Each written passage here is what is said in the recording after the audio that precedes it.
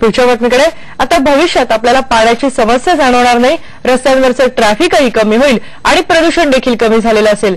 ही आता नुसती कल्पना राहिलेली नसून यावर आता नवीन नवीन प्रयोग होऊ लागलेत आणि तेही शालेय विद्यार्थ्यांकडून. माझी आयडिया वॉटर हार्वेस्टिंग, माय कॉन्सेप्ट वॉटर रिसायकल, माझा प्रोजेक्ट फ्युचर सिटी.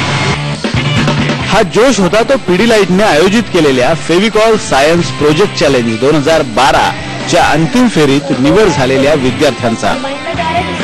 या देशभरातल्या 737 शाळांमधून आलेल्या तब्बल 1,85,000 विद्यार्थ्यांनी भाग घेतला होता. ये स्काई सिटीज है ना, तो ये ऊपर की तरफ होता है, तो नीचे की जमीन खाली रहता है. अगर हम उसे यूज कर सकते हैं थोड़ी उपयोग काम के लिए, तो हम इरिगेशन, पहाड़, खेतों ऐसे कुछ लगा सकते हैं. मॉडर्न टेक्नॉलॉजीच्या या शहरांमध्ये पर्यावरण ही कसे सामावून घेता येईल याची 3D मॉडेल्स इथे या विद्यार्थ्यांनी तयार केली आहेत.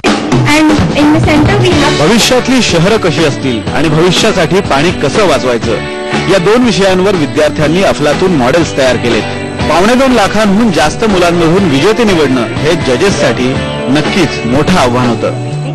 फोटोग्राफमध्ये काय बघितलं की जो विषय मांडलेला आहे त्याची कल्पना किती येते. आणि समजा जर आपण त्याचं हेडिंग बाजूला केला आणि आपण त्याच्यावर विचार केला तर कुठेतरी आपल्याला ते जुळतंय का. अशा स्पर्धात्मक उपक्रमांमुळे भविष्यात याच विद्यार्थ्यांमधून तयार होणार आहेत सायंटिस्ट आणि इंजिनियर्स. व्हिडिओ जर्नलिस्ट अरुण पेडणेकरसह रोहन कदम, IBN लोकमत, मुंबई. पुण्यात मराठी सिनेमाकडे 20 वर्षांपूर्वी ज्या सिनेमानं प्रेक्षकांना झपाटलं होतं तो झपाटलेला आता पुन्हा भेटीला येतोय. दिग्दर्शक महेश कोठारे झपाटलेल्याचा सिक्वल घेऊन येत आहेत.